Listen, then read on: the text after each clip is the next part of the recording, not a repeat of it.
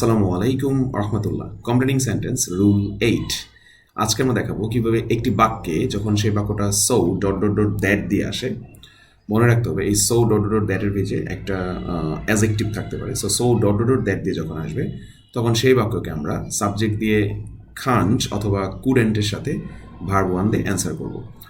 So dot dot dot that শব্দের অর্থ হচ্ছে এতই যে, এটা এতই যে অর্থে এটা ব্যবহার হয়। সো চলো আমরা এক্সারসাইজগুলো করে বোঝার চেষ্টা করি এখানে কি আছে। The first sentence is the road was so narrow. So dot dot dot narrow যেহেতু আছে তাহলে আমরা এখানে লিখতে পারি রোডটা এতটাই ন্যারো ছিল যে আমরা ড্রাইভ করতে পারিনি বা আমরা যেতে পারিনি, এরকম অর্থে ব্যবহার হয়।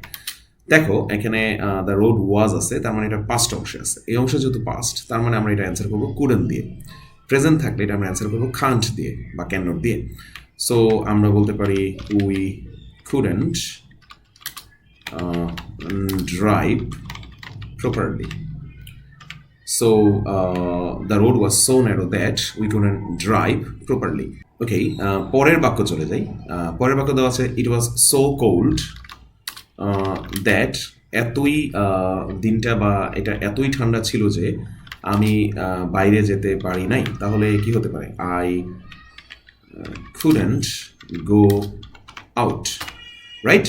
এখানে আমরা আই কুডেন্ট গো আউট কেন দিলাম? বিকজ এখানে খেয়াল করো ইট ওয়াজ আছে, এটা পাস্ট আছে, সো এই অংশ আমরা আই কুডেন্ট দিয়ে আনসার করলাম। সো অর্থাৎ it was so cold that I couldn't go out.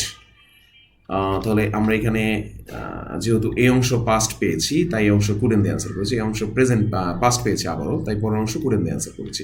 Okay, moving on two next. 3 নং বাক্যে দেখা যাচ্ছে the box is so happy.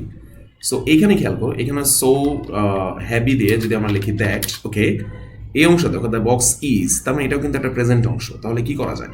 The box is so heavy that I Kant